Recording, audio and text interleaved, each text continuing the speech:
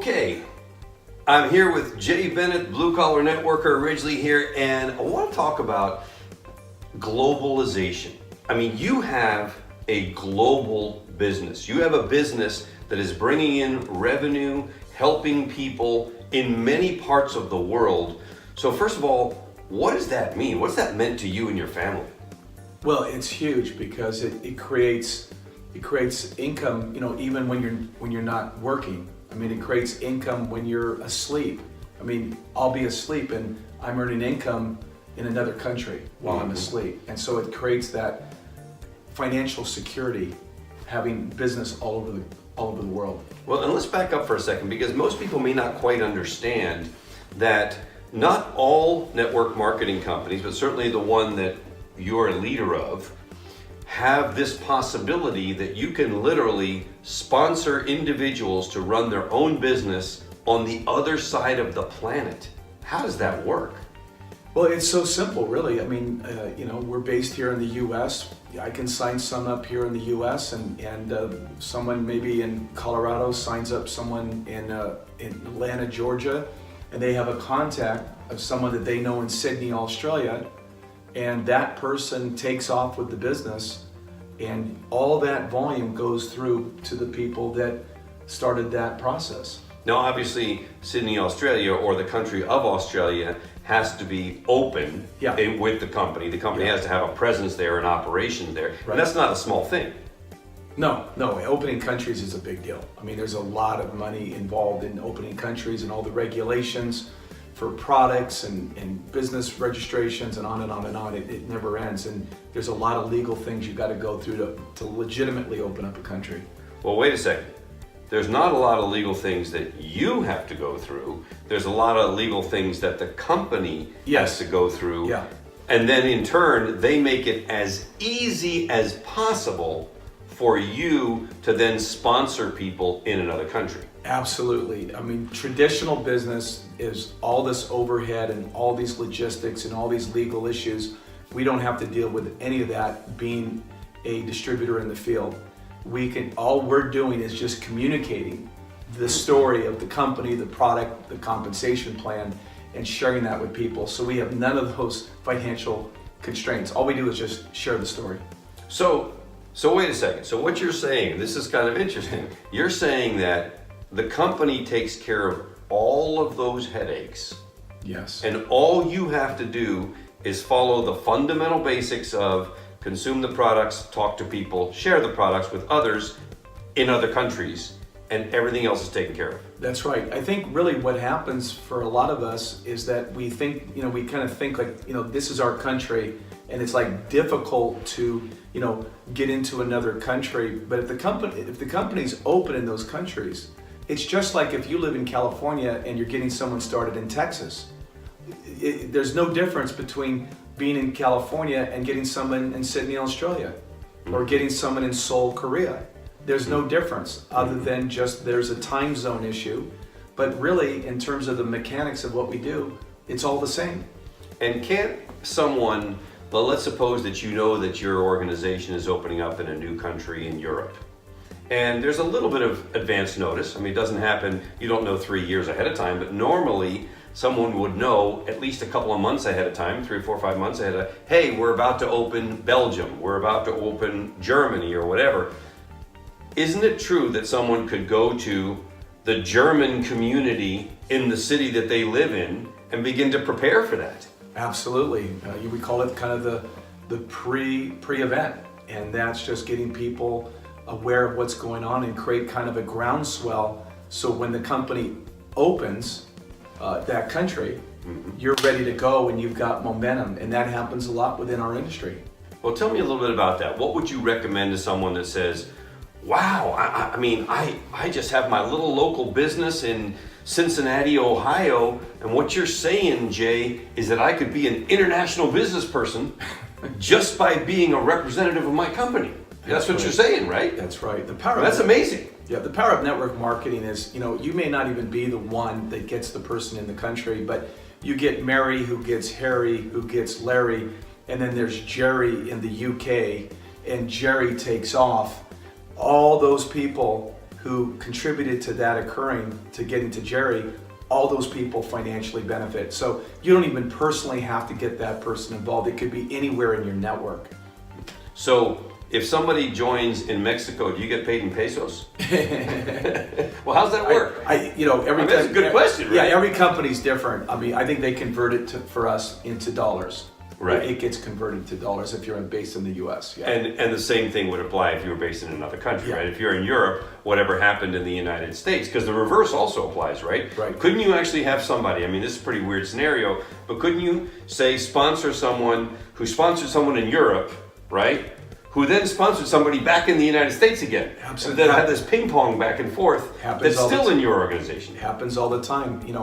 Close to us on the border, there's a lot of people that live in Mexico who have family and relatives in the U.S. and then they go back and sponsor back into Mexico. Mexico sponsors back in the U.S. I see that all the time. So it is like ping pong across the border, and it's just it's perfect. I mean, it works. Because at that point, you now, I mean, not to be funny, but that means that Sally, Sarah, whoever can actually become an international business person just by virtue of understanding that the borders no longer exist for any of the countries that your company is open in. Yeah, and I think Ridgely, one big thing is technology has really helped us become global as an industry.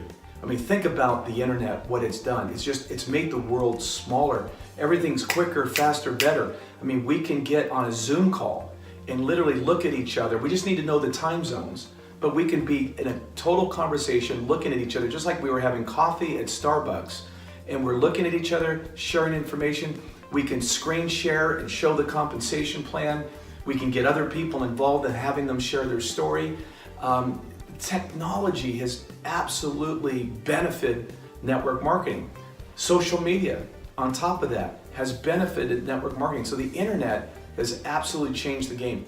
In network marketing, you need to realize this, folks. It is $185 billion, that's with a B, $185 billion industry globally. And so in the US, it's about 40 billion, and that's big, but it's 185 billion globally. So you want to access as many countries as you can and take advantage of it. If I do the math correctly, that means that the rest of the world is 4 times bigger than just the United States, more or less. 6 times. Oh yeah, 4 times. 4 times. I was never good in math. That's why I'm in network marketing. There you go. You don't have to be good in math. You just have to be good at talking to people, sharing the products, right? Now, how can somebody prepare? Let's just suppose for a second that you learn through credible sources that your company is going to open another country. Give us 1 or 2 tips that people could be thinking about that they could do to participate in a global expansion. It's very important. Here's something I've learned from experience. It's very important that you get things started prior to going to a country. You've got to establish some leadership prior to going. You don't go to a country and think that you're going to get it started just by being there. So a lot of this can be done because of technology, like I mentioned. A lot of this can be done in advance. So you get people on a Skype call or a Zoom call. You build the relationship. You get them started on a product. They're trained and educated on the direction they're going. They're already building a team in advance. They're already getting a team built. You have to identify that they're actually doing something first before you go. This sounds like the voice of experience. You ever had any weird experiences about stuff like this? Things where it didn't quite work out the way you expected? I hate to admit this, but the answer is yes. I mean, I got clobbered last year. I'll just tell a real story here of going out to the UK, thinking that I could just get out there and start something up. Made a commitment of renting a flat, bringing out my wife and my little kid for 3 months, and we didn't have anything done in advance. So here I'm telling you, what to do, and I didn't do it in this particular case. I actually had one gentleman that I thought was going to do it, but he quit while I was flying out there. In other words, he actually quit and said, I'm not going to do it, and I had no idea before I was already there. So I was kind of scrambling at that point, but I never could kind of get into my groove. And because I didn't lock in leadership, and because I didn't have a team prior, I didn't create really any business or any momentum when I was there in that 3-month period. So it was a real learning experience. So I'm going to share with you, and a costly learning experience. But I did have a great time. And so I don't want to nix that part of it. I mean, we went to Spain and Portugal, we went to France and Belgium, we went to Germany and Austria, we went all through the UK. So it turned into a mini vacation. And maybe that's why things didn't work out. But we had a great time. But the bottom line is, on a business level, I know better that I should have had a leader in place prior. You need to secure that before you go to a country. So it's a matter really of doing the work from where you are today, Yes. then establishing that leadership, and then going to support if it's appropriate. Absolutely, yeah.